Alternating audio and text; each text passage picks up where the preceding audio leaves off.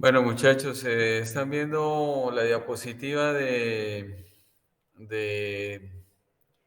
diseño de un producto. Sí, señor. Listo.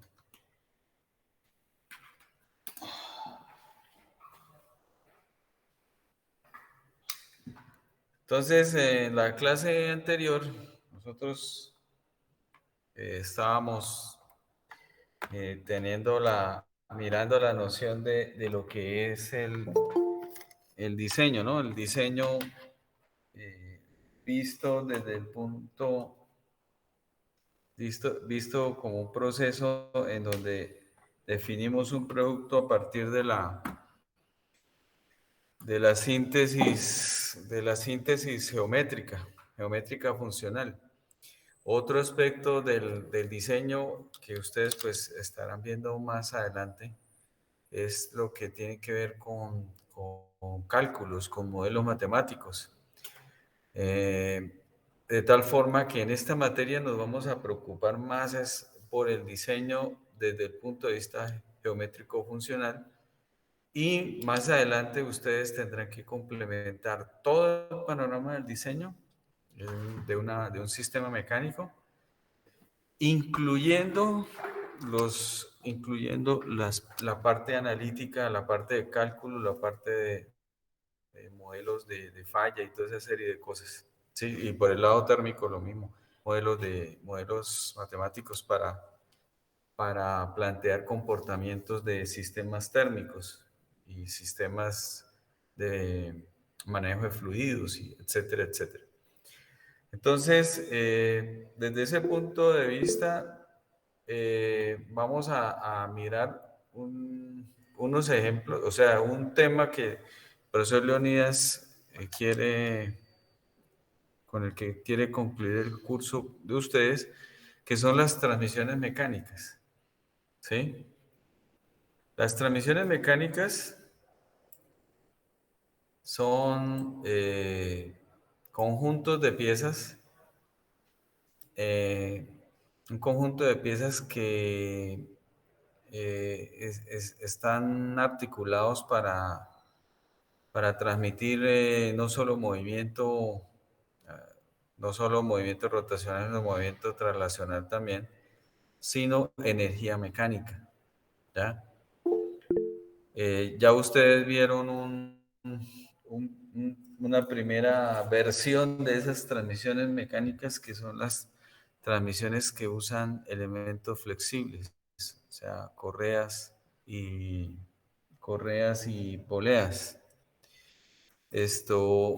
Por eso yo les planteé un taller que tiene varios propósitos. El taller 5.4.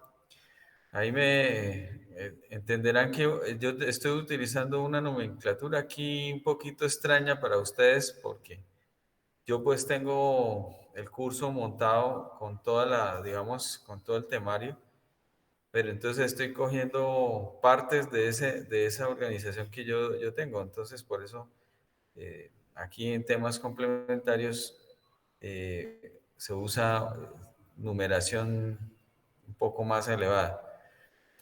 A usted les llegó el tutorial del 5.4, ¿cierto? Yo quisiera saber si entendieron qué es lo que hay que hacer ahí. Profesor, es que con mis compañeros pues sí nos llegó todo eso, pero tenemos una inquietud porque pues nosotros no tenemos el ensamble de ese sistema de transmisión, solo tenemos las dos poleas, la grande y la pequeña, pero no hicimos ningún ensamble. Ah, solamente las partes, solamente partes. Sí, señor, las dos poleas fue lo que hicimos. Y no, o sea, ajeno a o sea, esas dos poleas están relacionadas con alguna máquina o era independiente. Sí, señor, están relacionadas a una máquina, a un ventilador. Un ventilador. Profe, no, a un molino de bolas. Sí, que pena, profe, un molino de bolas, sí. Y pues, profe, pues lastimosamente eso se hizo pues se tocó arreglar casi todo el plan de estudios después del paro, ¿sí? Porque Ujú. la sede, nosotros ya llevábamos casi un semestre, perdón, un corte más adelantado que la central. Sí. Entonces, después de todo ese paro que hubo de los 3, 4 meses, tocó modificar muchas cosas y pues nosotros también nos cancelaron la parte pues del proyecto final que se hace, el proyecto pues integrado por tiempo, porque es que estamos cortos de tiempo. Entonces, eso fue lo que se hizo y pues solamente se entregaron los cálculos de esa transmisión por correas y Ujú. solamente se hicieron las dos poleas, ¿sí? Eso fue lo único que se hizo, pues ya por tiempo, porque tocó justificar todo eso con el profesor Leonidas y pues al fin y al cabo, pues lógicamente tenemos las demás materias, algunos con resistencia, materiales 2, entonces pues estamos cortos de tiempo, ¿no? Para poder hacer pues un trabajo pues integrador, entonces fue por eso que decidimos hacer eso y pues el profe fue el que también nos dio esa opción, pero fue solamente por tiempo. Y profe, Sí, que se le puede dejar ingresar a mis compañeros, a Kevin y a otro compañero, ya por favor. miren.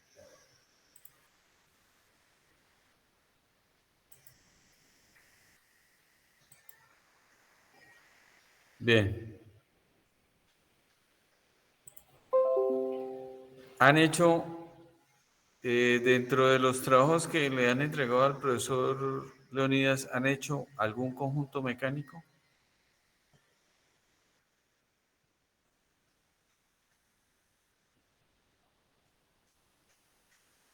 Sí, señor, el segundo que fue las ruedas del monorriel. O sea, un monorriel. Una parte del monorriel. Sí, señor. Ahí, ahí había, digamos, ya un ensamble. Sí, señor. Ustedes lo hicieron. Sí, señor. Ah, bueno, listo. Entonces, ya no usamos ese archivo de transmisión mecánica por poleas porque sencillamente no lo tienen. Entonces, la idea es que apliquen los tutoriales de Darwin a ese trabajo de Murriel. Entonces, voy a cambiar esto acá.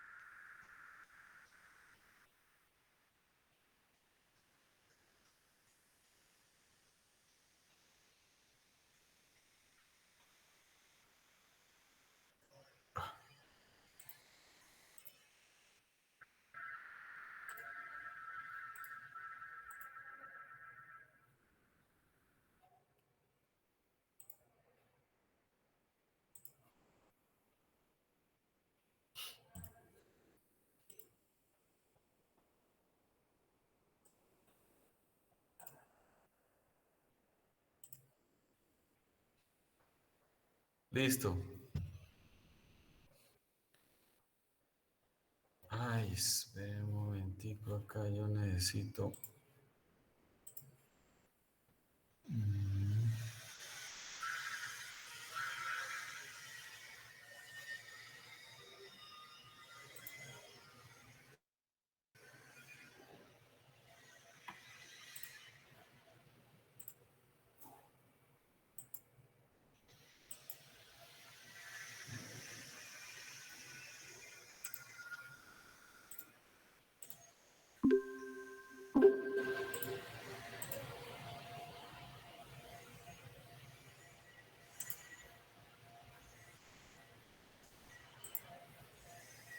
Listo, entonces,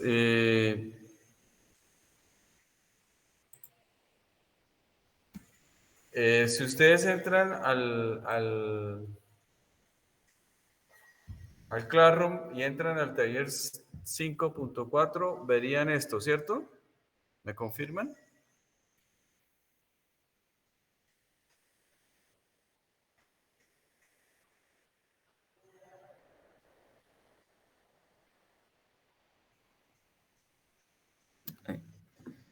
Sí, profe, sí lo vemos. Entonces, cambiamos el tema del trabajo, de la entrega, en vez de las transmisiones flexibles, entonces montaje del monorriel. Entonces se crea un archivo Drawing de ensamble y lo colocan en añadir, aquí en el botón de la parte superior derecha.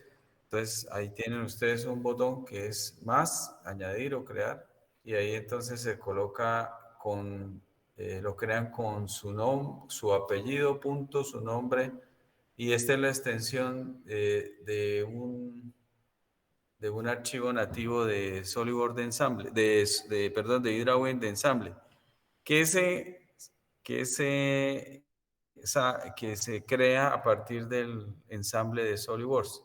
Eso pues están en los tutoriales, tanto el tutorial que está en la presentación Google, como como los videos que están en el Google Site de la materia, que serían estos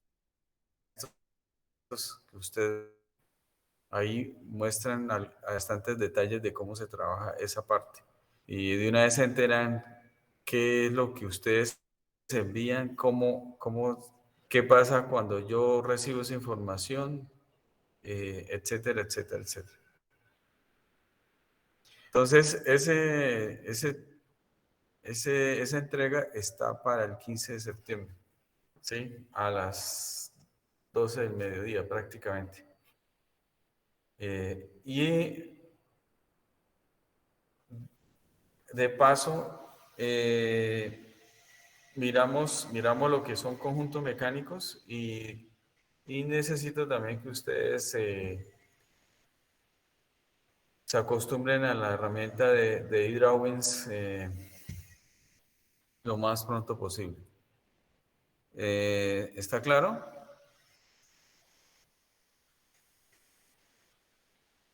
¿Alguna duda?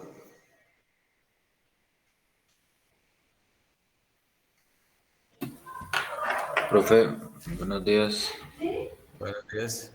Profe, pues es que nosotros ayer estuvimos hablando por el grupo del grupo de diseño y pues sí queríamos saber qué actividades alcanzamos y tienen su merced programadas para hacer durante estas 2 semanas que nos faltan de clase. Con mucho gusto. La idea es lo siguiente. Esto, como lo planteamos en clases anteriores, primero que todo, esta es una materia que trabaja la formación en competencias en diseño. Entonces nosotros hablábamos de que hay que plantear ideas a partir de unas propuestas que por lo general se recogen en bocetos. Se plantea un modelo conceptual y se crea un detalle que, que tiene que ver ya con dimensionamiento de piezas y la presentación de planos. El profesor Leonidas me insistió mucho en la presentación de planos, ¿sí? Que es la fase ya para llevar a cabo un proyecto. Entonces, en estas 2 semanas tenemos que generar una experiencia con estos pasos, ¿sí? Que ustedes lleguen a planos. Y aquí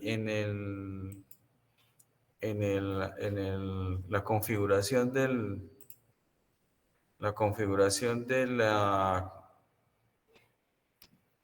de las actividades que vamos a hacer en estas 2 semanas, se pretende evaluar con estos tres aspectos. ¿Sí? Un modelo ensamble que vale el 20%, una entrega de planos de conjunto, que vale el 50%, y una entrega de partes, partes de los componentes del conjunto, que vale un 30%, ¿sí? Entonces, eso va a configurar la nota que pide el profesor Leonidas. ¿Sí está claro? Y el tema, pues van a ser las transmisiones mecánicas basadas en engranajes, en engranes. ¿Sí? Listo, profe. Listo, ok. Bien, entonces esto que vemos acá a grandes rasgos es lo que eh, sabe hacer un ingeniero que diseña aparatos, ¿sí? Como le digo, esto posteriormente se tiene que combinar con los cálculos, ¿sí? Pronto hacemos tal cual cálculo, pero muy sencillo. Allá pues cuando vean diseño 1, diseño 2, resistencia, todas las cosas, pues van a tener mayor profundidad al respecto. Y aquí vamos a trabajar más que todo el aspecto geométrico funcional. Geométrico funcional significa que las piezas mecánicas tienen una forma y esa forma está ligada a la función que cumple dentro de la máquina. Cuando uno va a aprender a diseñar máquinas, pues obviamente, y cuando cuando hay poco tiempo, pues digamos lo que uno haría es primero ver como ejemplos, ¿no? Ejemplos de esos sistemas. En realidad los sistemas de transmisión basados en engranajes pueden llegar a ser muy numerosos, casi que infinitos, y va desde cuestiones muy sencillas hasta cuestiones bastante complejas, ¿ya? Entonces yo traigo acá una serie de ejemplos. De paso, miramos también aspectos que ustedes tienen que tomar en cuenta, tienen que tomar nota. Por ejemplo, en este caso, ustedes observan un plano de conjunto, un plano de ensamble, ¿sí? De un esmeril manual. ¿Sí los han visto?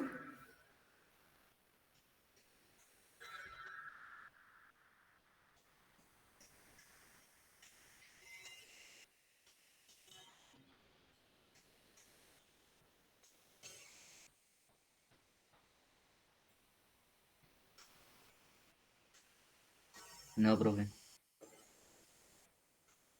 Ok. Bueno,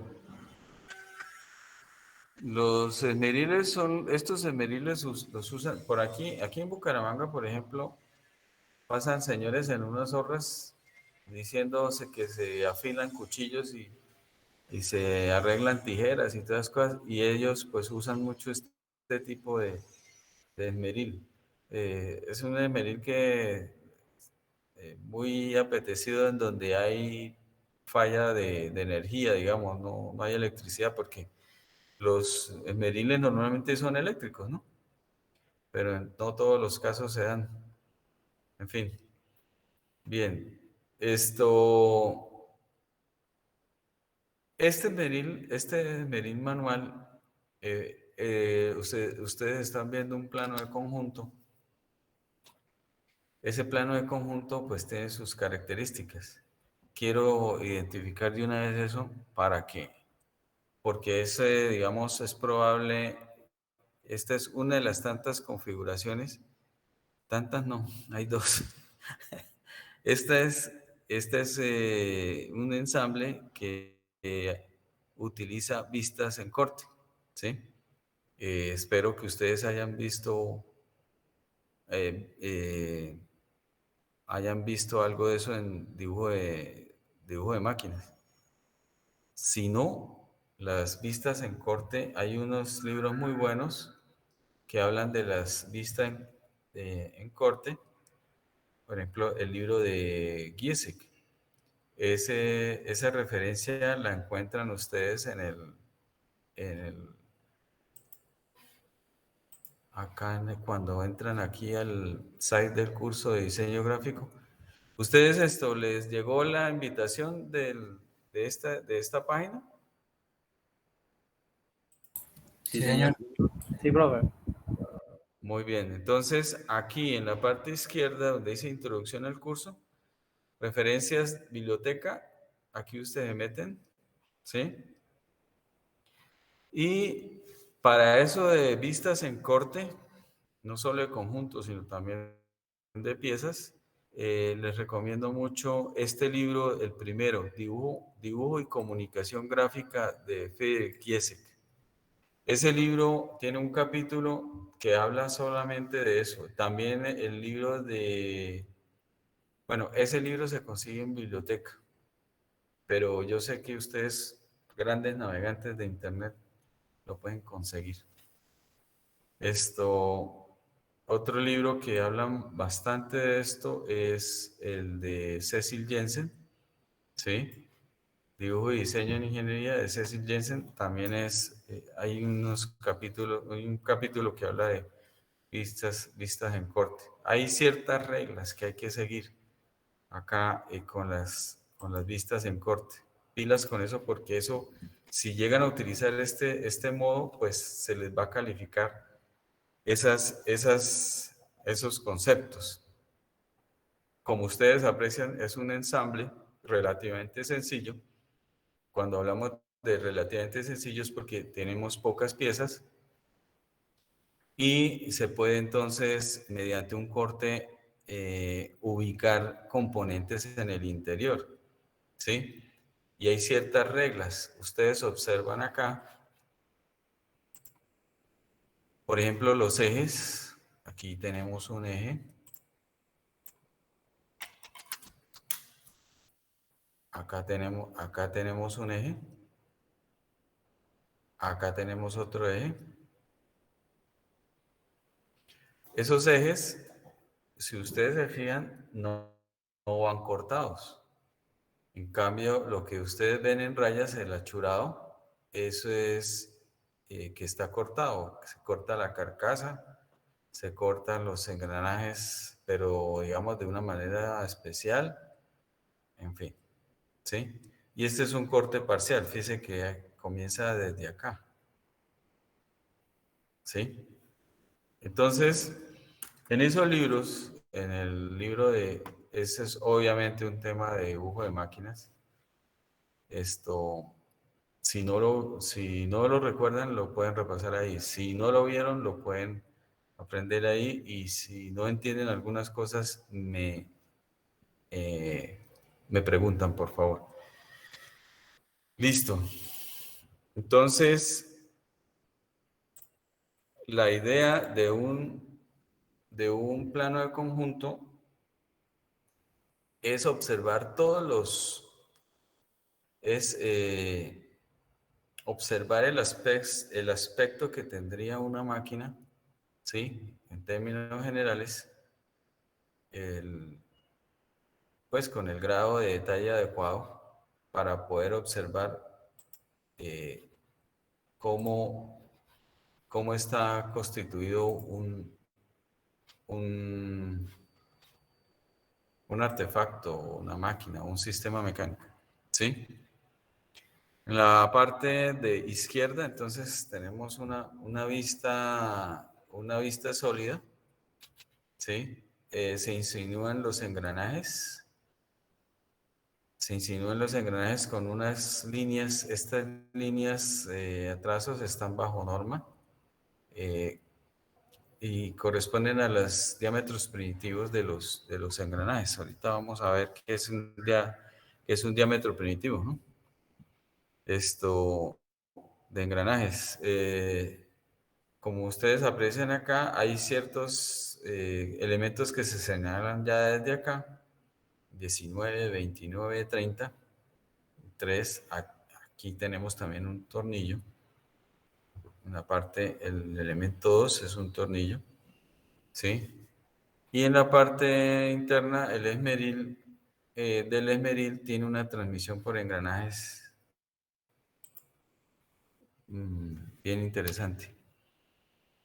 Entonces, se necesita que ustedes se fijen en un artefacto como estos, que utiliza engranajes para transmitir potencia, ¿sí? ¿Qué elementos están eh, siendo utilizados? Yo voy a hacer énfasis en los que el profesor Leonidas me recomendó, ¿sí? Entonces, tenemos acá, como ustedes pueden apreciar,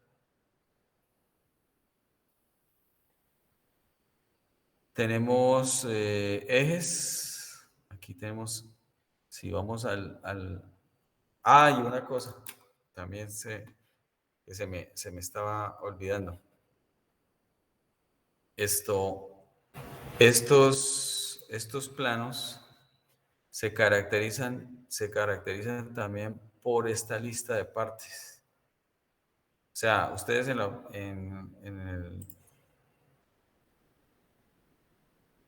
aquí en la esquina derecha, inferior derecha, observan el rótulo que tiene una serie de datos, ¿sí? El título del plano, esto, quiénes, quiénes elaboraron, quiénes revisaron, ¿sí?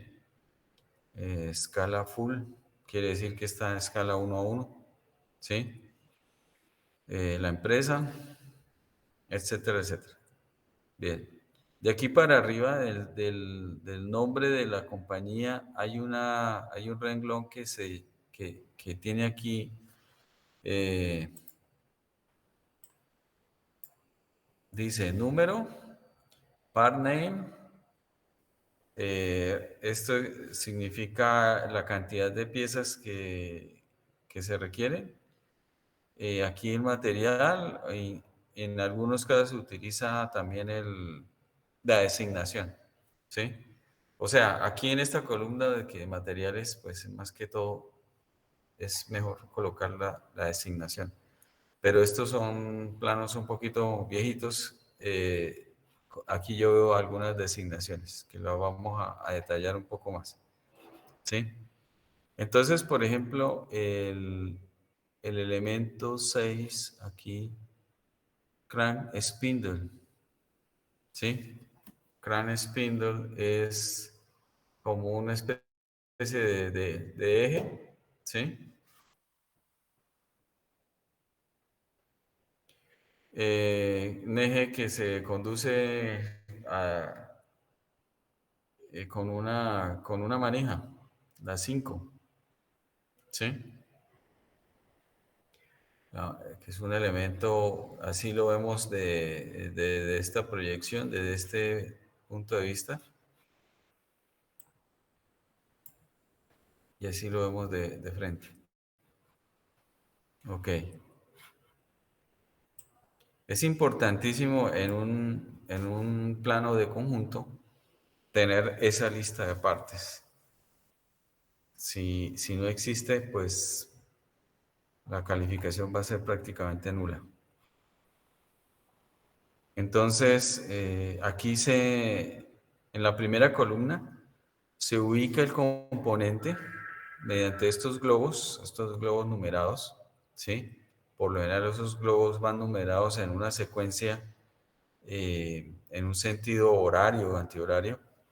Aquí pues no lo utilizaron, pero sí es muy recomendable que esa numeración sea progresiva.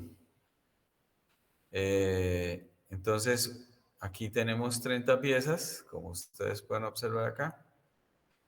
En la siguiente columna, pues está el nombre técnico del componente que se señala en el globo, que está numerado.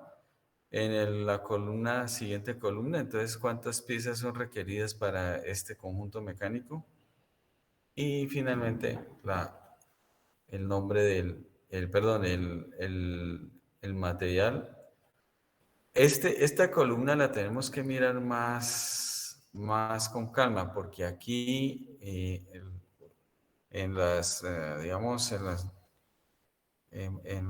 digamos, en la parte práctica se suele utilizar para la designación o para enviar a mirar cuál es el documento del particular. Aquí habrá piezas que se van a hacer que se les va a hacer el plano porque no son piezas estandarizadas, son piezas que toca hacerlas, mandarlas a hacer. Entonces, tienen planos. Y los planos tienen que tener una codificación, una forma de llegar a ellos.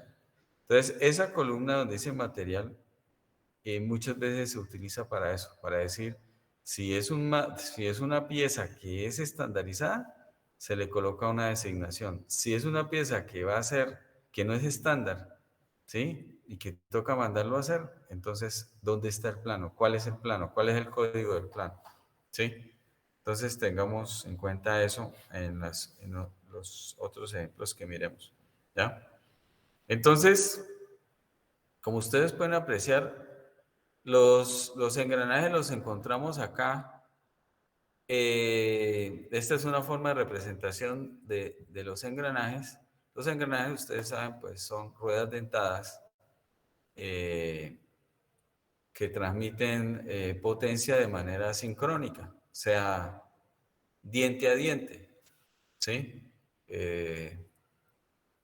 Los engranajes son muy útiles cuando tenemos, por ejemplo, distancias entre ejes relativamente cortas, esto, cuando necesitamos que la transmisión de las revoluciones no haya un desfase angular entre entrada y salida, ¿sí? Entre el elemento que transmite y el elemento que recibe la potencia, ¿sí?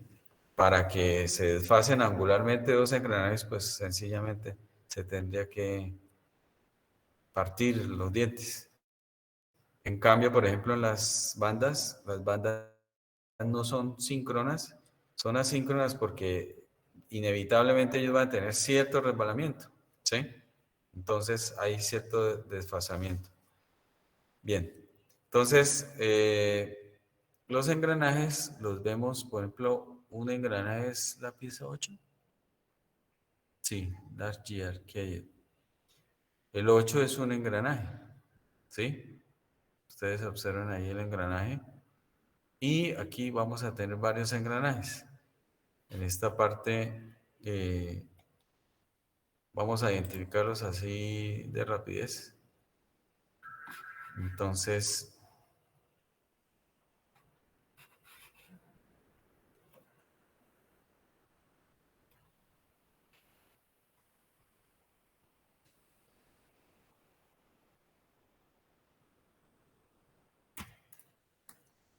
aquí ustedes observan, aquí hay un primer engranaje. Lo voy a colocar así con este símbolo. Aquí ese engranaje está unido a este otro engranaje.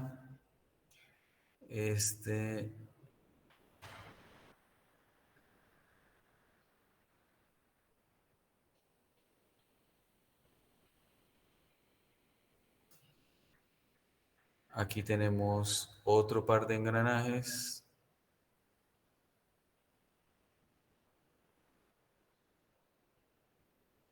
Aquí tenemos otro par de engranajes. Y así, otro par de engranajes. ¿Ya? ¿Por qué tantos engranajes? Y hay unos engranajes más grandes y otros más pequeños.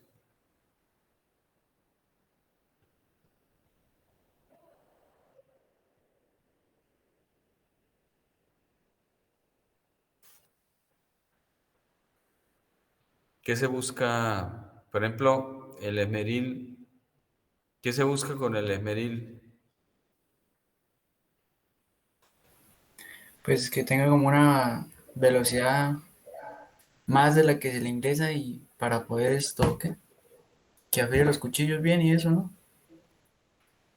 Los esmeriles, las ruedas de esmeril suelen trabajar a velocidades, a revoluciones más bien altas, ¿no?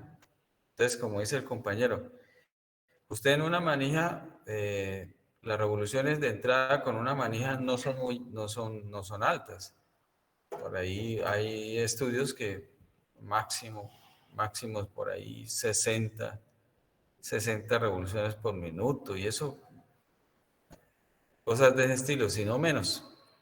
Pero una rueda de medir para que trabaje bien debe pasar de 1000, ojalá esto tengamos revoluciones por encima de 1000. Obviamente que estas ruedas de esmeril, esa es una de las especificaciones que tendrán los fabricantes, que me digan cuál es la máxima revolución a la cual se comporta mejor.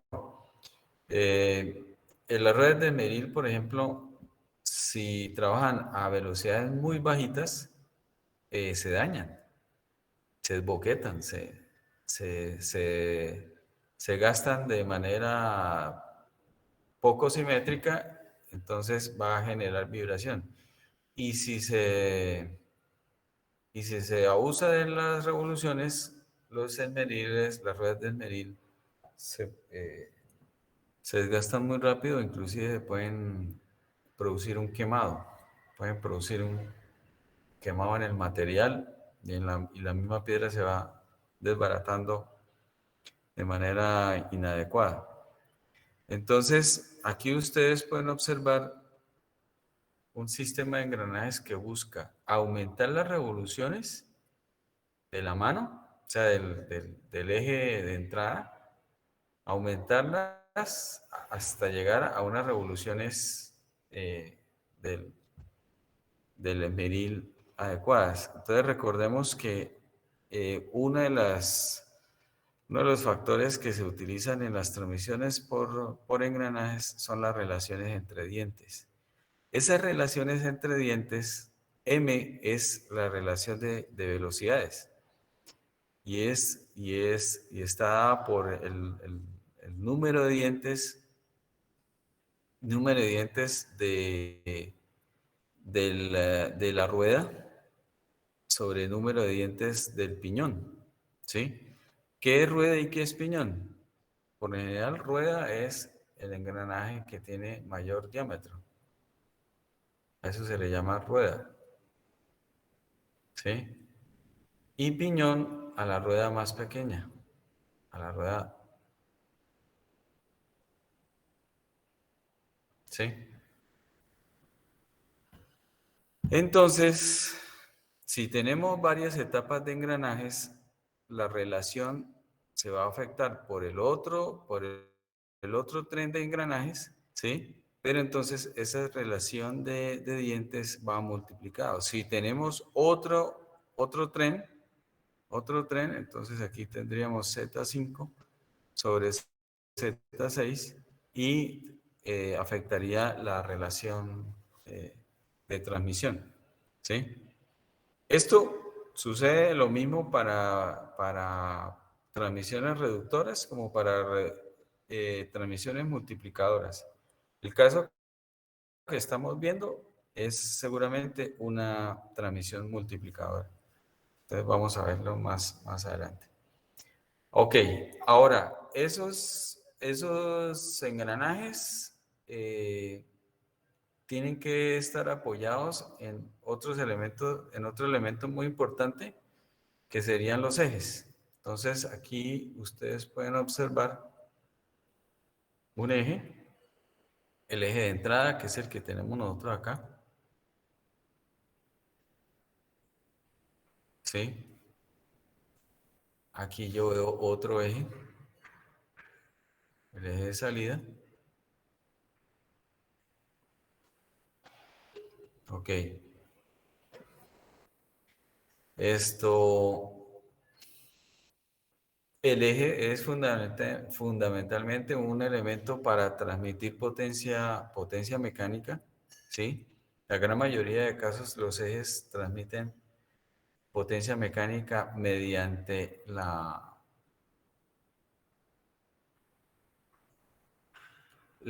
multiplicación del torque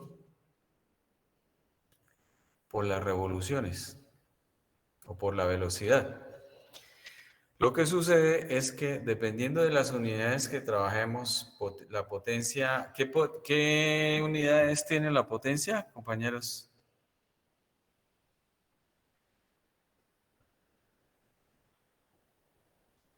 Caballos, profe. Caballos. ¿Hay otra?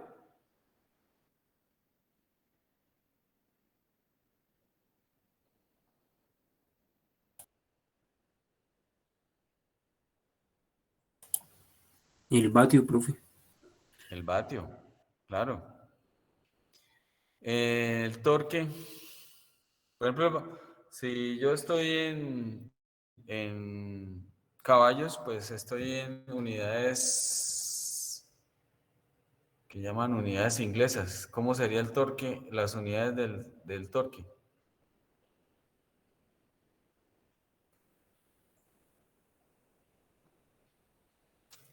Libras Newton. Libra fuerza pie. Hay libra fuerza pulgada también, etcétera. Las RPMs, ¿qué unidades tienen?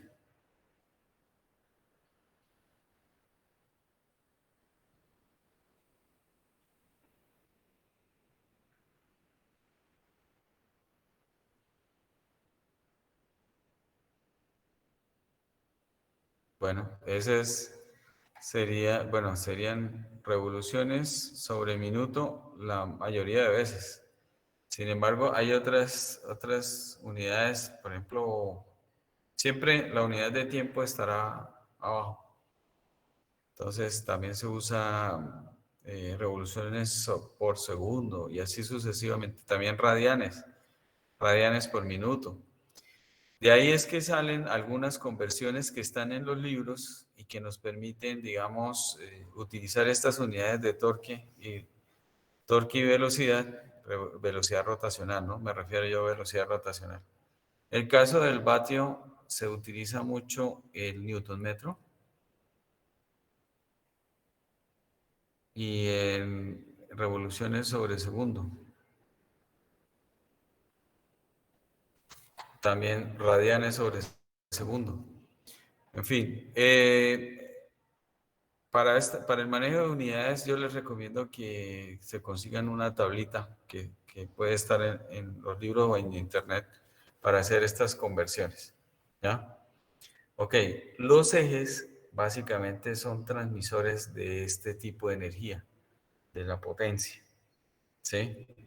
Por lo tanto, van a transmitir tanto torque como velocidad. ¿Ya? Se lo comunican, ellos van a comunicar esa energía mecánica a través de torque y velocidad. También lo pueden recibir, ¿sí? Dependiendo de los elementos que estén involucrados. ¿Ya? Ok. Ahora, otro elemento que es importantísimo de tener en cuenta es que los ejes hacen contacto con una estructura. En este caso, ustedes ven una carcasa, la 12 está más abajo. Tenemos una carcasa. Esa carcasa, por lo general, son materiales duros, abrasivos, pueden ser fundiciones, en algunos casos son de plástico, dependiendo del tipo de máquina, etcétera, etcétera.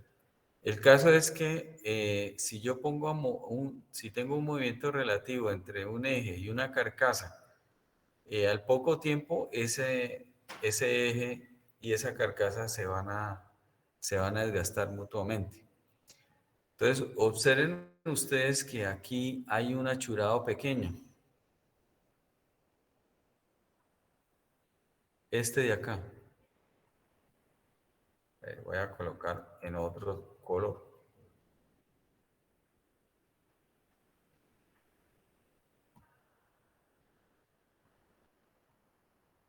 Ay. Esta es una parte y esta es la misma parte. A esos componentes, fíjense que están haciendo intermediario. Aquí también lo vemos, en esta parte de acá. Hacen de intermediario entre el eje y la carcasa, ¿sí? Entonces, esos se conocen con el nombre de cojinetes. Cojinetes. Esos cojinetes son hechos en material que permite, o sea, por un lado, ustedes ven que por el lado carcasa es estacionario. Bueno, aquí eh, no se mueve, el cojinete no se mueve, pero el eje sí. Entonces, aquí tenemos un movimiento relativo entre el eje y el cojinete, y entre el cojinete y la carcasa están unidos de manera casi que forzada. Pero entre cojinete y eje sí tiene que haber alguna luz, algún espacio para que el eje pueda girar. El material con el que se hacen esos cojinetes va a permitir que el movimiento del eje sin que se dañe, que no se dañe ni el eje, ni el cojinete y tampoco la carcasa. ¿Sí? Son intermediarios entre sí. Vamos a ver después unos cojinetes ya más complejos que se llaman, bueno, estos se llaman cojinetes de deslizamiento. ¿Sí? Esto coloquialmente se les conoce con el nombre de bujes. ¿Sí? Pero también hay cojinetes que usan elementos rodantes y se conocen con el nombre de rodamientos. La gente los suele llamar balineras. Cada uno pues tiene su utilidad y su conveniencia. Aquí en este caso se usa bujes porque el espacio es muy restringido, ¿sí? También por costo. El buje es más barato, el rodamiento es más costoso. Hay diseños que se pueden hacer tanto con el uno como con el otro, ¿sí? Vamos a ver más adelante algunos ejemplos, ¿ya? Bueno, entonces llevamos tres componentes aquí en este tren de transmisión mecánica, que son los engranajes, que son los ejes y que son los cojinetes, ¿sí? Ya después de esto, pues ustedes observan, en este caso tenemos un elemento que se llama un componente, un elemento de corte, una herramienta de corte, que es el esmeril. Se considera una herramienta de corte, a pesar de que uno ve es que salen chispas, lo que en realidad salen es pequeños granos. Las cuchillas de esas son los granos que arrancan pedacitos de metal. ¿Sí? Pero entonces estos ya son elementos complementarios o mejor dicho, la transmisión termina entregándole la energía mecánica a estos componentes. Y hay una parte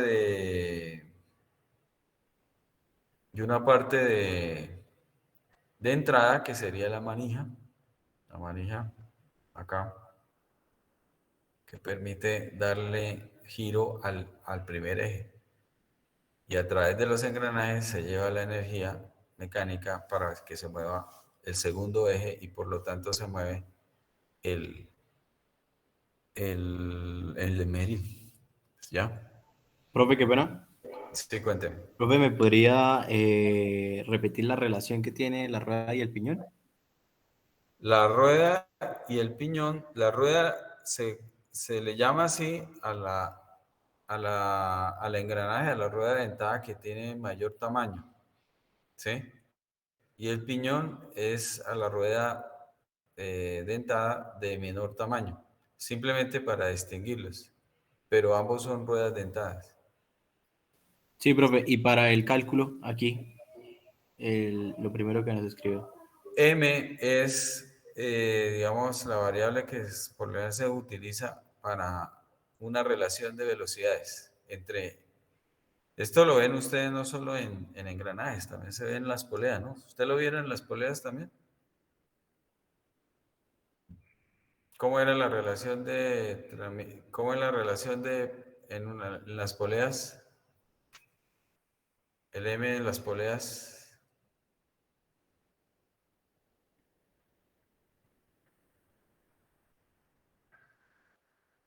¿No alcanzaron a ver eso?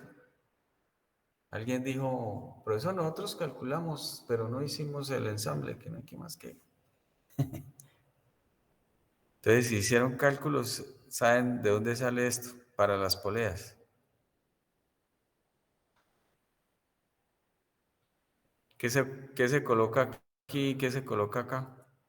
Profe, nosotros, el profesor nos dio la nomenclatura, o sea, I que sería la relación de velocidad, que es igual a NM, que sería o sea, la potencia, o sea, las revoluciones, qué pena, que va a ser bueno, en este caso fue la polea pequeña sobre NC, que sería la revolución de la polea pequeña, que es igual al diámetro primitivo del, de la polea grande y el diámetro primitivo de la polea pequeña. Eso fue lo que el profesor nos dio. Ah, bueno. Entonces, diámetros primitivos. Aquí se usan diámetros primitivos. Aquí en los engranajes también se podía utilizar diámetros primitivos. Los engranajes también tienen diámetros primitivos.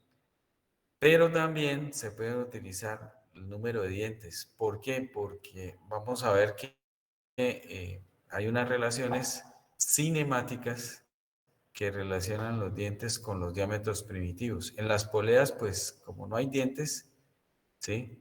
Pero sí existe un diámetro primitivo, ¿ya? Que es a un porcentaje de la garganta, de la altura de la garganta. Y en los engranajes, pues se puede llegar a hacer la relación de engranajes con los números de los dientes, ¿ya? Entonces, eh, eso es interesante ver. Ambos al fin y al cabo transmiten también potencia mecánica. ¿Sí? Ok. Bueno. Estas relaciones que ustedes ven, Z1, Z2, Z3, Z4, Z5, Z6, es cuando tenemos varias etapas, lo que se conoce como varias etapas. O sea que hay ruedas y piñones, ruedas y piñones, ruedas y piñones. ¿Sí? Ok. Entonces, aquí en este ejemplo, ustedes pueden apreciar los elementos más básicos que requiere una transmisión mecánica así sencilla. En este caso están siendo representados engranajes de tipo recto. Aquí no se ve muy bien, pero vamos a verlo más adelante. ¿Sí? Quizás, bueno, vamos a mirar más adelante ese. ¿Alguna otra pregunta respecto a este ejemplo?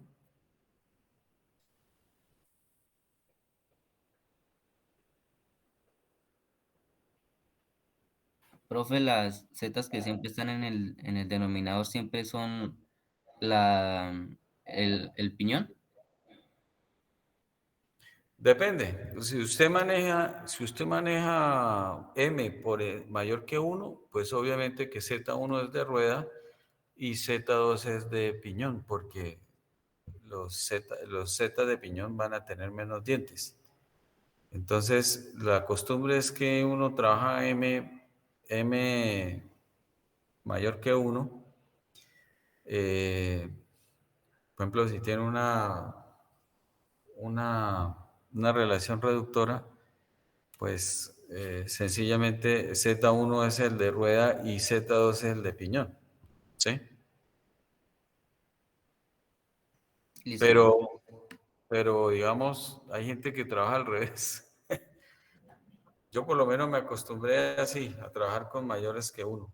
Ese de todos modos es una relación. Si tengo una relación multiplicadora, pues yo puedo también tener factores M mayores que uno. Pero entonces, ¿qué sucede?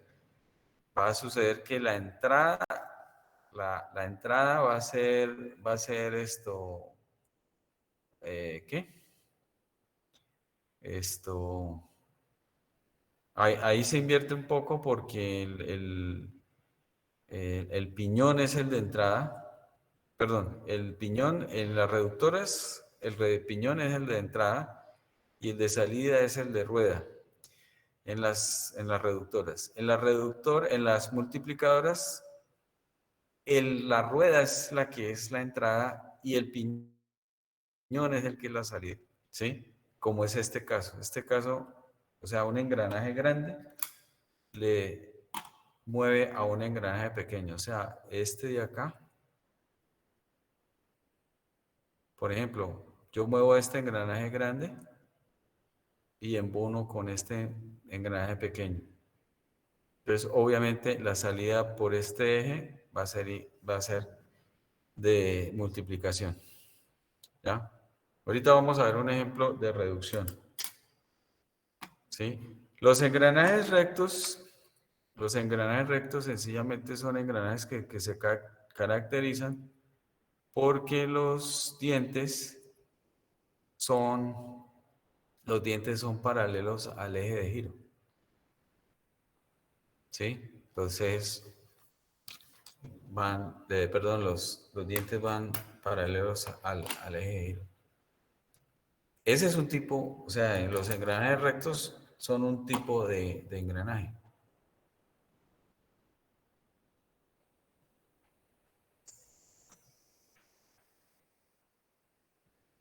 Entonces, mire, todas estas cosas son las que uno necesita saber para diseñar transmisiones. Tiene uno que aprender a distinguir los tipos de engranajes, los rasgos geométricos de los ejes, los tipos de cojinetes, porque más adelante, o sea, lo que se pretende en las entregas es que ustedes propongan geometrías, propongan conjuntos de componentes mecánicos, obviamente funcionales, que no sean ahí a la loca, ¿ya? Y por eso tenemos que mirar esto un poquito con más detenimiento, que ustedes vayan aprendiendo.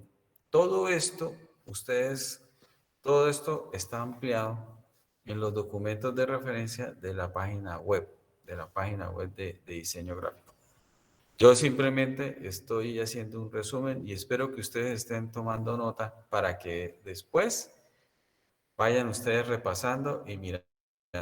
Porque en diseño, si no se conoce algo, no se puede diseñar, no se puede proponer. Vamos a ver a otro ejemplo. Este sí yo creo que lo conocen. ¿Sí? Los taladros de mano. ¿Sí lo han visto? Sí, señor. Ah, bueno. Uy, menos mal, porque ya me estaba a mí asustando. Ingenieros mecánicos que no saben de máquinas, por lo menos las más comunes, como asustador.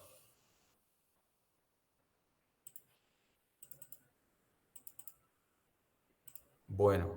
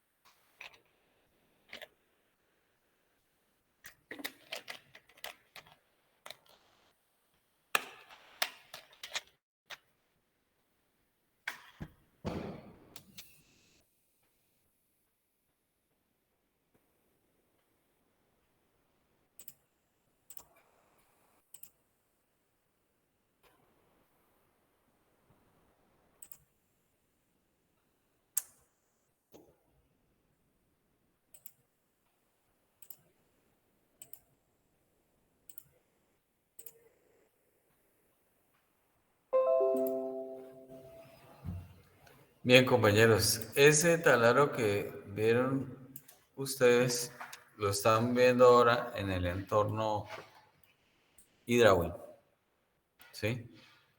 Entonces, ustedes pues van a entrar a a conocerlo ahí con los tutoriales. Este es un modelo, esto es lo que se llama un modelo CAD de un sistema mecánico, electromecánico en realidad, ¿sí? ¿Por qué modelo? Ah, porque tenemos una definición de sus rasgos geométricos, lo podemos navegar, tenemos una noción volumétrica, ¿sí?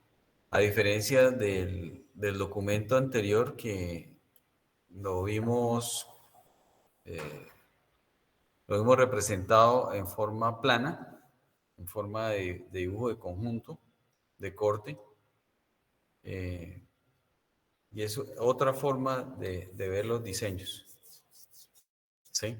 Entonces, no se les olvide, esto lo que estamos viendo es un modelo virtual. O sea, este taladro puede que exista en realidad, pero aquí lo tenemos de forma, digamos, representada de manera informática, ¿sí? Y eso facilita ciertas cosas. Sin embargo, como ustedes aprecian, no es exacto, ¿no? No es una representación exacta, pero sirve mucho. Ok. Como todo conjunto, pues está hecho de partes.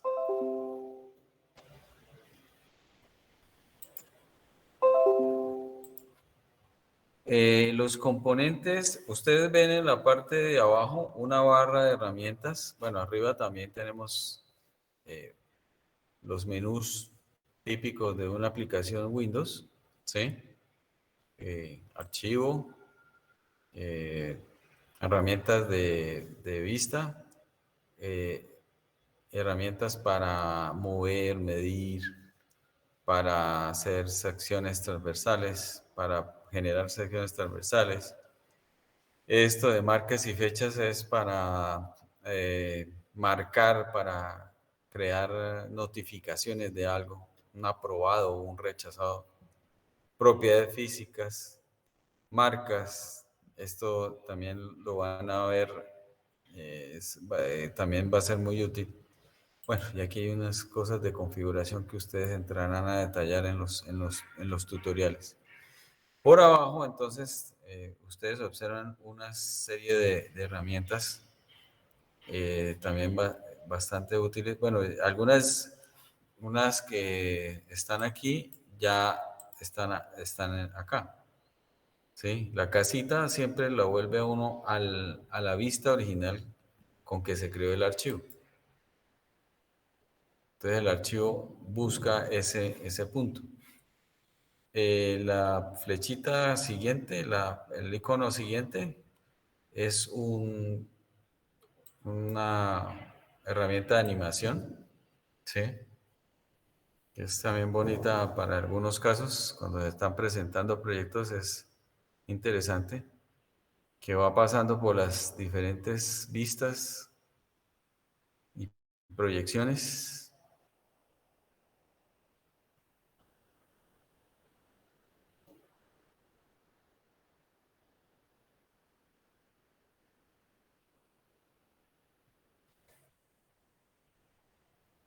Bueno, así, y él seguirá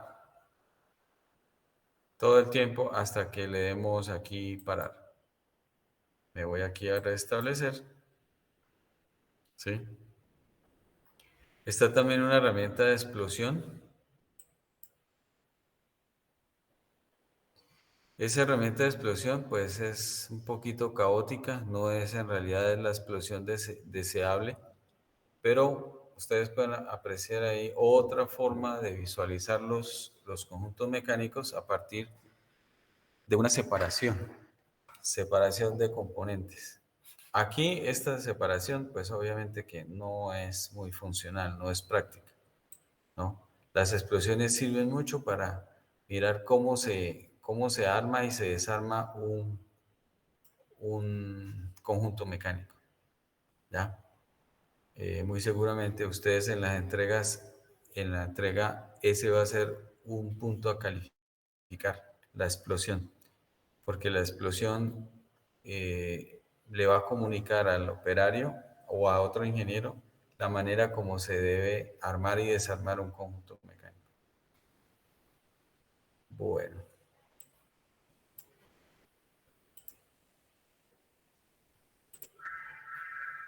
se pueden mover piezas, se pueden manipular, arrastre simple, arrastre normal. Listo. Y también se puede hacer arrastre, separación basados en ejes o en giros, que uno los puede coordinar desde acá. También se pueden hacer mediciones, medidas. Por ejemplo, yo quiero saber este rodamiento, qué diámetro externo tiene acá. Aquí, 23.4. En fin. Esta medida tiene que estar habilitada desde que se crea el documento. Se pueden mirar secciones. Esas secciones se pueden muy útil para algunos análisis.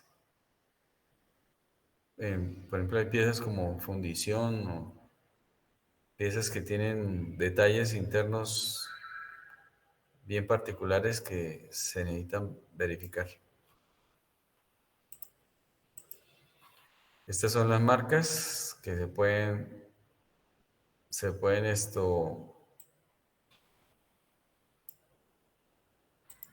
incorporar. Eso pues le llega al destinatario. Se pueden crear otras, ¿no?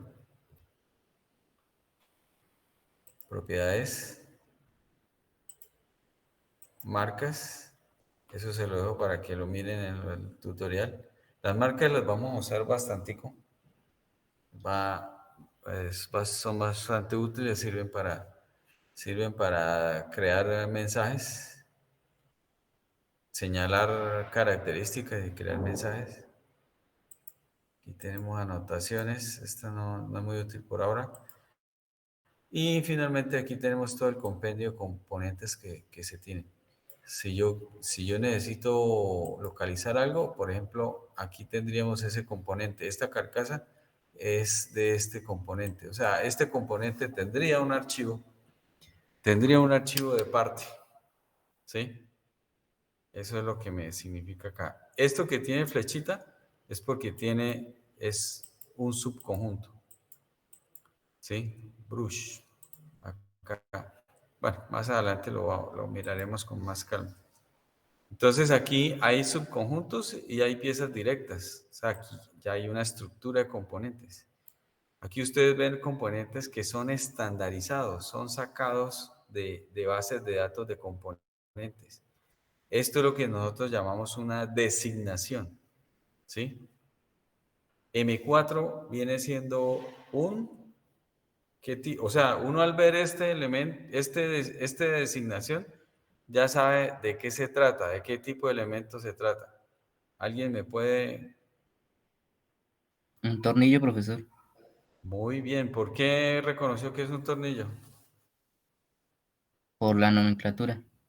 El M4 por 1,7. Es un tornillo métrico, diámetro nominal 4 milímetros, paso 0.7 milímetros, seguramente tiene 8 de longitud, etcétera, etcétera. Si usted lo pica acá, aquí no lo vemos. Voy a poner aquí esto transparente. A ver si de pronto se ve por ahí. O yo no sé si...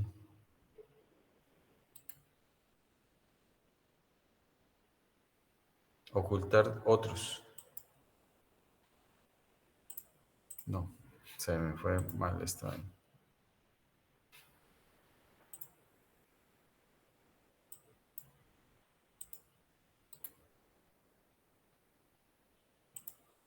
Aquí está.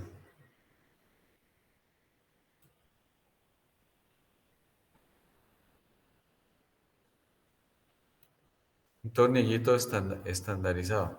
O sea que lo conseguimos en bases de datos. No necesariamente, o sea, con esta nomenclatura que está aquí, seguramente se sacó de un toolbox, por ejemplo.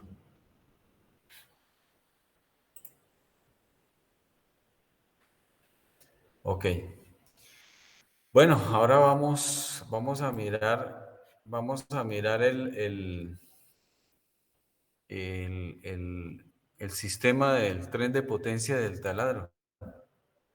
Entonces, yo lo que puedo hacer es esta carcasa, la puedo retirar, la puedo quitar. No es que la haya quitado físicamente, ¿sí?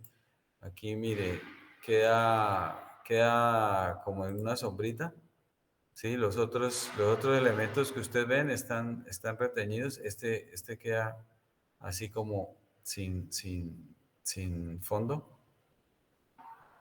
para poderlo observar. Entonces aquí en este icono puedo orientar la vista como yo necesite, como me quede más conveniente. Por ejemplo, me gustaría verla así, de esta forma. ¿Ya? Y ustedes pueden observar cómo está constituido el tren de potencia de un taladro. ¿Sí? Entonces, podríamos ir escondiendo algunos componentes.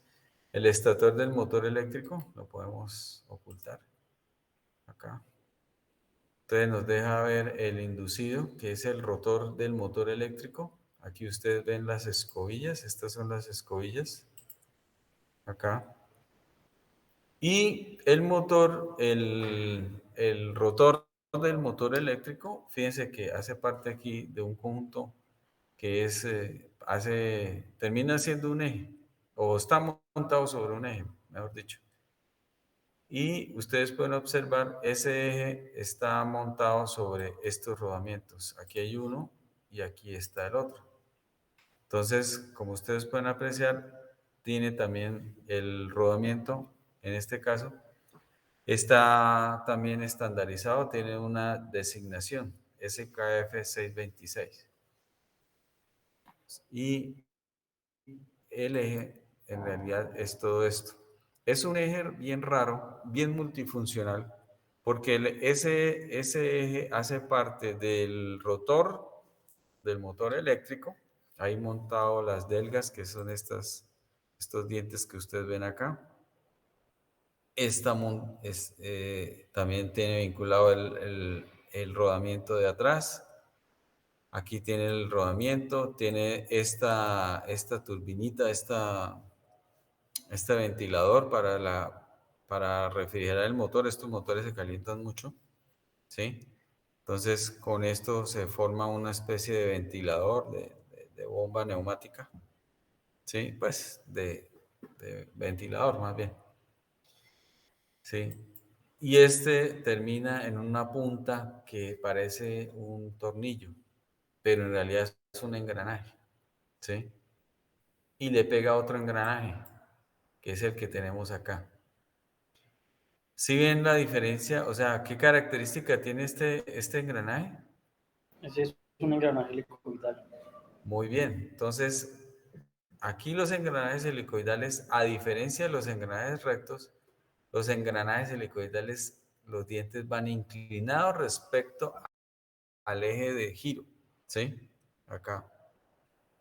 Entonces, fíjense ustedes que el eje, el engranaje de abajo, ¿sí? Por tener tan pocos dientes, se alcanza a configurar prácticamente como un tornillo. Es un tornillo, ¿sí? Ustedes dirán, pero ¿cómo así? Y esto, la rueda de arriba no se ve como un tornillo. Si lo hiciéramos tan grueso, ¿sí? Una barra infinita, alcanzaríamos a observar que sí tiene una hélice. Cada diente formaría una hélice, ¿sí? Por eso se llaman engranajes helicoidales. Aquí aparentemente vemos un pedacito que está inclinado, pero se ve como recto. No, en realidad son helicoidales, ¿ya? Y en el eje de abajo la punta es bastante pequeña, bastantes dientes, pocos dientes, ¿sí? Ustedes ven ahí 2, 4, 6 dientes, eso es muy pequeño. Entre otras cosas, esa es la razón de ser, esa es la razón de ser del engranaje helicoidal acá, porque se podía utilizar un engranaje recto, ¿sí? ¿Quién me dice que no? Y por ejemplo, Black and Decker tenía un taladro de un cuarto, un taladro pequeñito, muy práctico. Ya creo que ni siquiera lo fabrican. Fabrican es de capacidades mayores, ¿sí? Ese sí tenía engranaje recto y el eje tenía unos dientecitos supremamente pequeños. Era un taladro que hacía muchísimo ruido, vibraba mucho y se partían los dientes con bastante frecuencia. Hoy en día se prefiere esta configuración porque es más suave, el ruido es más moderado, la vibración es más moderada. Los engranajes helicoidales tienen mayor superficie de apoyo entre ellos. El engranaje recto es mucho más localizado. Es más, tiene un cierto traqueteo, un golpe. El engranaje helicoidal es mucho más suave, mucho más progresivo el contacto.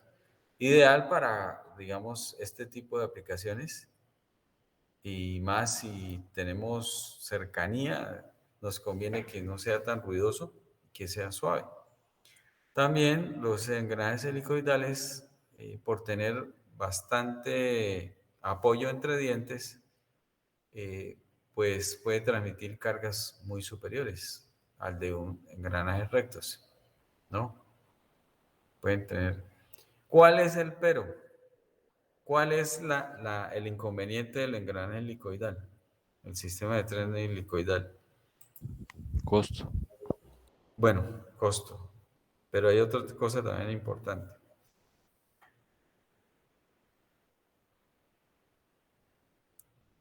En toda transmisión mecánica y más en los engranajes, la eficiencia.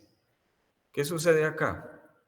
Claro, como tenemos mayores superficies entrando en contacto, pues la fricción también es mayor. Entonces eso obliga a que esto pues sea mucho más lubricado. Hay más pérdidas de energía por fricción. Los motores obviamente tienen que ser un poquito más grandes para compensar esa caída y que llegue a la energía necesaria para que la broca haga su trabajo sin problemas, ¿ya? Eh, en otras palabras, este sistema es un poco no, bastante ineficiente en cuanto al manejo energético. Lo que sí no tiene los engranajes rectos. Los engranajes rectos, la potencia que entra es casi la potencia que sale. Son mucho más eficientes, ¿sí? Entonces, esas son las ventajas y desventajas de cada uno de estos sistemas, ¿ya? Por otro lado, tenemos, como ustedes pueden apreciar, el segundo eje. El segundo eje le va a dar el apoyo al portabroca, al mandril, ¿sí? Al engranaje helicoidal, a la rueda helicoidal. O sea, aquí tendríamos rueda y piñón, ¿sí?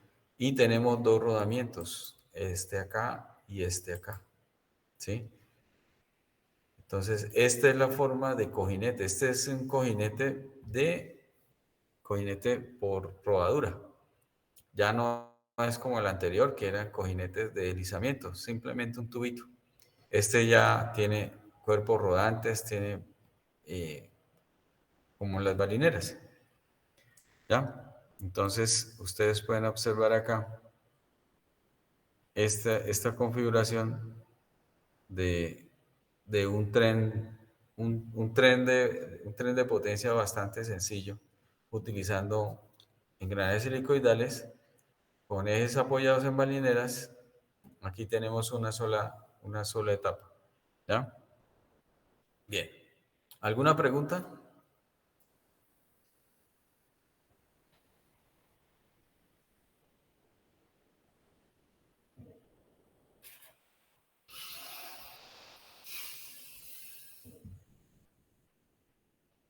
Ok,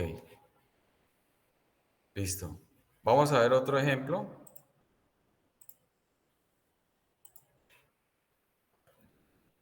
Es muy común encontrar en la industria cajas de engranajes, ¿sí? Cajas, y hay de muchísimas configuraciones. Yo solamente les voy a mostrar un ejemplo de cajas industriales de pero hay muchísimos más, ¿sí? Seguimos mirando, tratando de identificar componentes.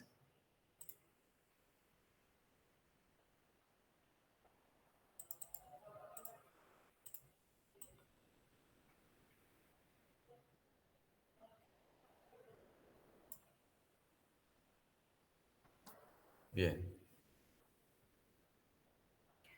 Entonces, en la parte externa es bueno mirarlo, analizarlo por la parte externa. Ustedes observan acá dos ejes. Un eje, el uno va a ser seguramente la parte de entrada y la otra la parte de salida. Casi siempre la parte de entrada está vinculada a un motor, que puede ser un motor eléctrico, puede ser un motor a pistón, puede ser una turbina a vapor. En fin, hay varias aplicaciones acá. Esto puede ser usado en industria minera. ¿Sí saben para qué es este pedacito de acá? Este cosito de acá. No, señor. Esto y esto están relacionados. ¿Debe ser para fluidos? Fluidos, ¿cómo así? ¿Hay algún tipo de lubricante o algo? Ah, bueno, ese es otro aspecto bien importante de los sistemas de,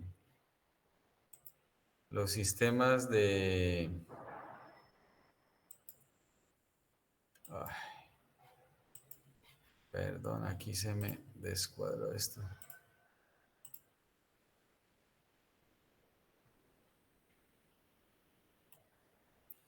De todos modos, todos los engranajes van a producir fricciones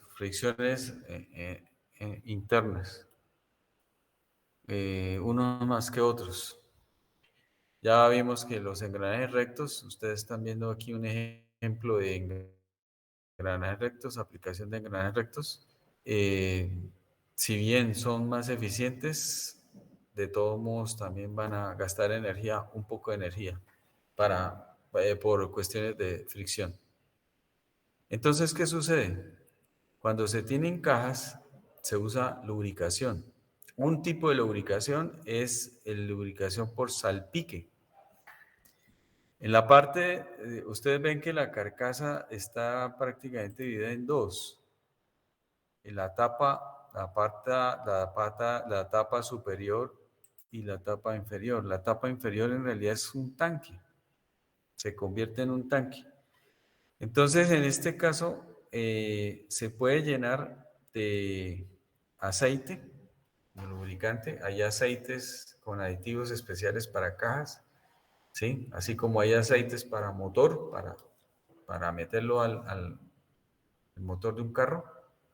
Hay aceites para grupos de engranajes, para cajas de engranajes, y tiene unos aditivos que favorecen el funcionamiento para que gasten menos energía y que duren mucho más.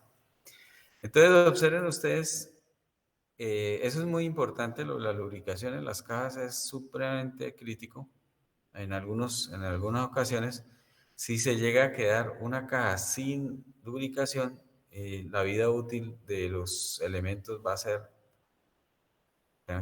se va a deteriorar bastante rápido. Para eso, entonces, se utilizan dos taponcitos. Son tapones roscados. Aquí no están muy bien detallados. El primero, el de arriba, tiene una varilla. ¿Sí? Tiene una varilla. Entonces, ¿qué sucede? Esto lo desenroscan y lo sacan y por ahí le echan el aceite, ya sea con un embudito o una manguera. Y el tapón de abajo, acá, voy a correr un poquito más esto. Exacto. Bueno, ahí se escondió. Mejor dejémoslo un poquito salido aquí. Entonces el tapón de abajo se conoce como el tapón de drenaje.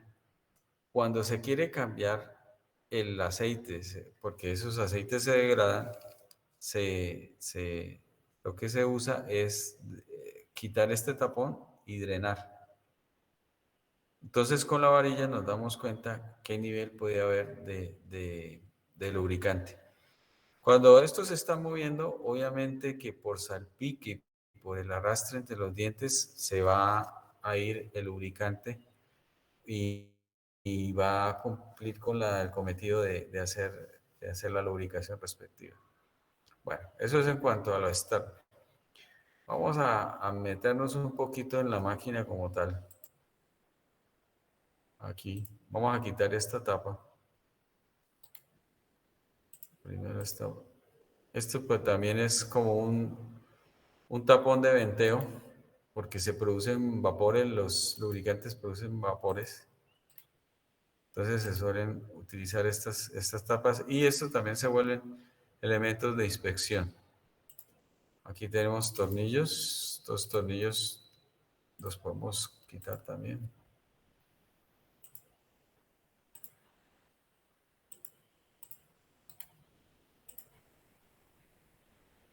Listo.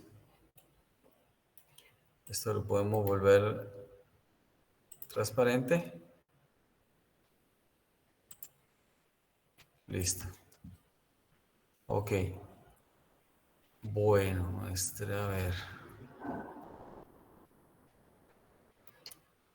A ver, una preguntita, así como para mirar. Si este fuera una caja reductora, ¿cuál de estos dos ejes sería la entrada y cuál sería la salida?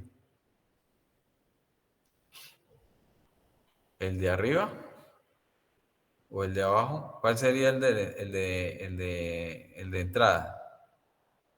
¿El de arriba? El de abajo. El de abajo, ¿cierto? Sí, señor. Fíjense ustedes, aquí tenemos otro tipo de engranaje también muy usado, que son los engranajes cónicos. En este caso es engranaje cónico recto, ¿sí? Porque hay cónicos de otro tipo. Hay cónicos helicoidales, hay cónicos cerol, hay cónicos hipoidales. Todos esos los pueden ustedes mirar en un documento que está en el site, la página web de diseño gráfico. Ya les voy a mostrar dónde. Entonces observen los elementos que componen este tren de engranajes. ¿Sí? Vuelve y se repite, ¿no? Tenemos ejes, tenemos soportes, perdón, tenemos cojinetes pues, de rodadura. Tenemos aquí dos balineras, tenemos un engranaje recto que hace el papel de piñón, engranaje cónico recto que hace de rueda, ¿sí? Ese está montado sobre este eje Sobre ese eje está montado este otro engranaje. Este eje está apoyado en balineras, estos dos rodamientos, este y este. Ahí pues para protegerlos se usan estas tapas tipo brida, ¿sí? Que se amarran, se fijan con tornillos. Está este otro engranaje, está este otro eje, engranaje, rodamientos, engranaje, eje, rodamientos, rodamiento, y tenemos aquí la salida, ¿sí?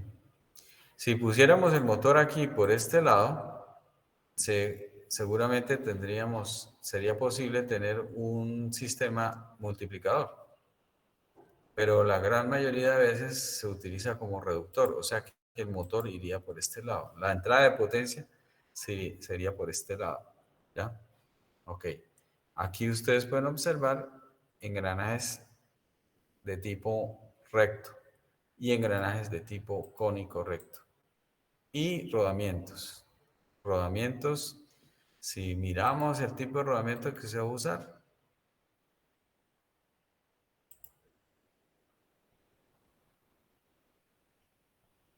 este rodamiento se caracteriza por ser rodamiento de esferas. Se le conoce como rodamiento rígido de bolas, ¿sí? Y sirve para carga radial, eminentemente radial. Ustedes ven ahí la designación, DIN 625C, 6001, ese es el número importante. Eso está bajo norma ISO. Está bajo norma ISO, que es lo que tenemos que estudiar un poquito más adelante. ¿Ya? Entonces, estos rodamientos son muy comunes, son muy utilizados, no son tan costosos, ¿sí? Y se montan con mucha frecuencia en este tipo de conjuntos.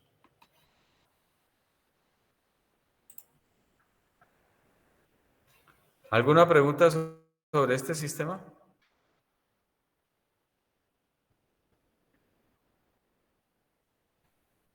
Profe, ¿eso qué es? O sea, ¿para qué máquina es? ¿O qué se está usando? Bueno, estas cajas reductoras manejan potencias altísimas. Por lo general son potencias, diga usted, de 50 caballos. Esto puede manejar un ascensor dentro de una mina. Podría manejar una banda transportadora en una mina. Podría energizar un malacate, por ejemplo, para una grúa. Bueno, así. En los buques también podríamos tener este tipo de... En los buques se suele utilizar malacates y aparejos de cables, ¿sí? Para elevar, para trasladar carga. Entonces se pueden utilizar en ese tipo de trabajos. Muestra que cuánto es por el diámetro del eje se puede saber el 12 milímetros. Parece pequeño. Media pulgada nomás. Puede ser, como es un modelo, de pronto está un poquito. Porque hay reductores de estos con una pulgada aquí de entrada. Los pequeños tienen una pulgada aquí de entrada. ¿No? Hay una cosa que aquí yo no sé si está.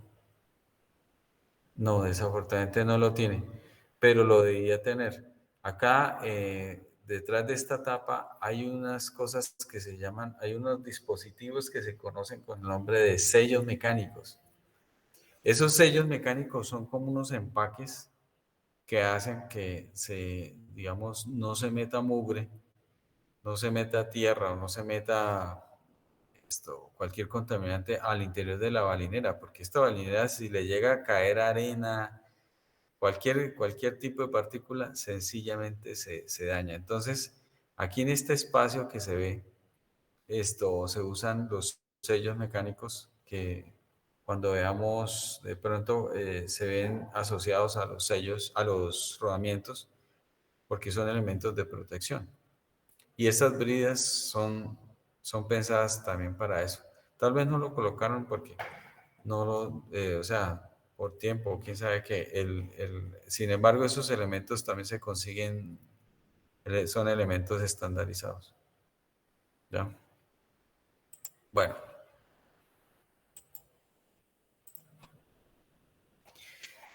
Otro sistema muy típico de engranajes son las cajas que se usan, las cajas de engranajes que se usan para vehículos.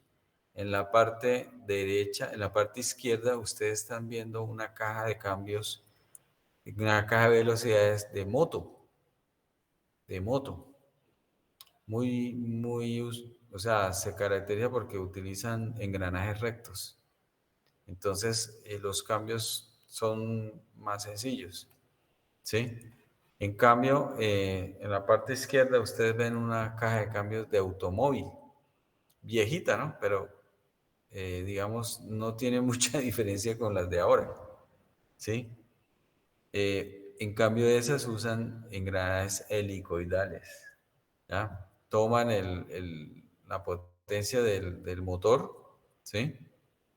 Acá, la entrada creo que es por el lado, debe ser por este lado. Me parece, me parece que es por ese lado, la entrada. Esto, y esos trenes de engranajes van conectando los diferentes cambios, ¿no? Ustedes saben que hay una marcha primera, una marcha segunda, una marcha tercera. Hay una reversa. La reversa es este piñón, o sea, se constituye, uno de los engranajes es este engranaje recto pequeñito que usted lo puede mover con esta horquilla desde la barra de cambios. En cambio, las cajas de motos no tienen reversa. ¿Sí? Esas cajas se les usa unos esquemas que llaman esquemas cinemáticos para entender cómo funcionan. No sé si alcancemos a mirar eso, es bien interesante. Porque así lo que vemos es un montón de engranajes ahí metidos, ¿ya? Pero lo interesante es que aquí la caja de cambios combina todo también. Rodamientos, ejes, cojinetes de deslizamiento, etcétera, etcétera, etcétera. ¿Sí? Hay otra caja de engranajes que se usa mucho en la industria, que es el reductor sin fin corona. ¿Sí? Parecido, en términos generales, es casi el mismo principio que usa el que vimos con el taladro de mano. ¿Sí? Estos grupos también van a tener elementos parecidos. La rueda amarilla, da el nombre de corona, ¿sí? Embona con este sinfín. Este sinfín, pues, es un tornillo, en realidad un tornillo, pero que tiene perfil de engranaje. Entonces, tenemos que mirar eso de qué se trata. Ustedes lo ven aquí implicado en esta parte, acá en la parte superior. Uy.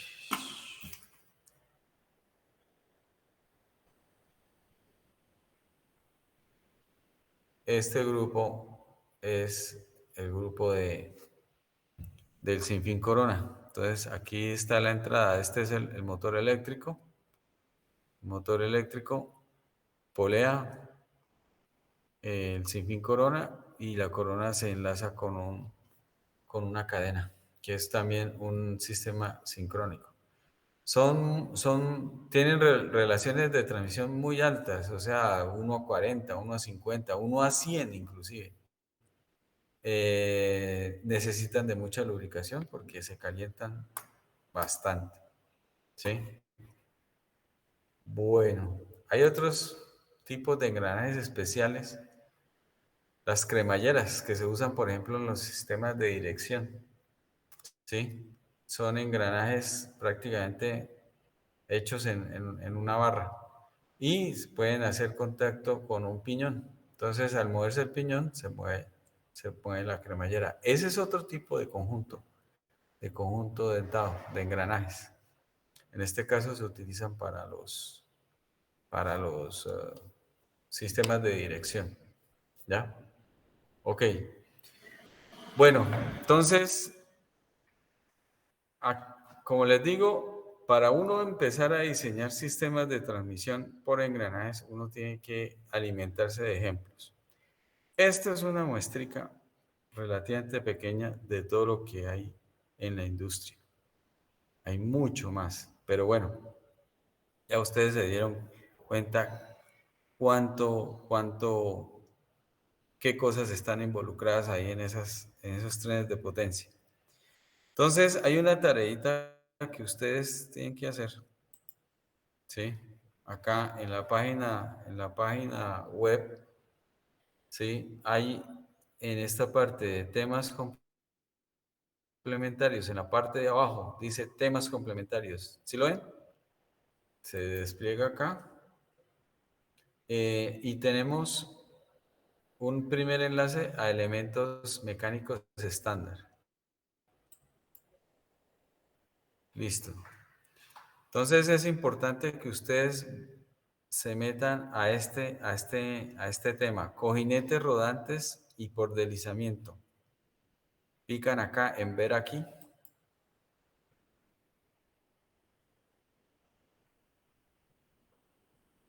Y tenemos dos documentos, dos PDFs, ¿sí? Donde están el marco conceptual de rodamientos. Digamos, la parte de la carreta que yo eché ahorita está acá. Ahí hay clasificaciones, ahí hay designación de rodamientos. Cuándo se usa un tipo de rodamiento y cuándo se utiliza otro tipo de rodamiento. ¿Sí? En el otro documento que dice marco conceptual de cojinetes de fricción, son en realidad los cojinetes de deslizamiento que les describí anteriormente, que son de tipo buje. En el documento que dice aquí Collo, dan ejemplos de rodamientos aplicados, por ejemplo, a aplicaciones automotrices. ¿Sí? O sea, en qué partes de la carro se tienen determinados tipos de rodamientos. Y tenemos dos videitos. Uno para mostrar un tipo de conjunto de soporte, o sea, que es la unión de una balinera con una chumacera, que es lo que vemos en azul, y muy utilizada en diseño de máquinas. Estos se llaman soportes tipo Y. Entonces, para que los miren, aquí muestran cómo se instalan. Fíjense en el tipo de ejes. Y en el segundo video se muestra cómo se fabrican los rodamientos. Es bueno saber cómo se fabrican porque entiende mucho uno de por qué están constituidos y cómo funcionarían. Esta es una referencia que al menos para echarle una mirada. Nos vamos entonces ahora a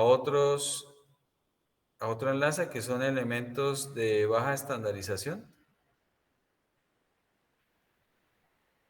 Y aquí hay dos cosas que tenemos que mirar. Uno son ejes de transmisión de potencia y el otro, transmisiones por engranajes. ¿Ya? Esto pues no es que vaya a leerse un solo totazo, pero sí conviene mucho. Como les digo, yo no puedo diseñar algo que no conozco. O sea que yo les voy a calificar qué tanto saben por la forma como diseñan, como proponen un tren de potencia con engranajes. Entonces, les recomiendo que vayan mirando esto y me gustaría el sábado tener preguntas, ¿sí? Porque si no, las preguntas las tengo que hacer yo. Bueno, muchachos, por favor, en el chat del Meet, me colocan la palabra presente, por favor.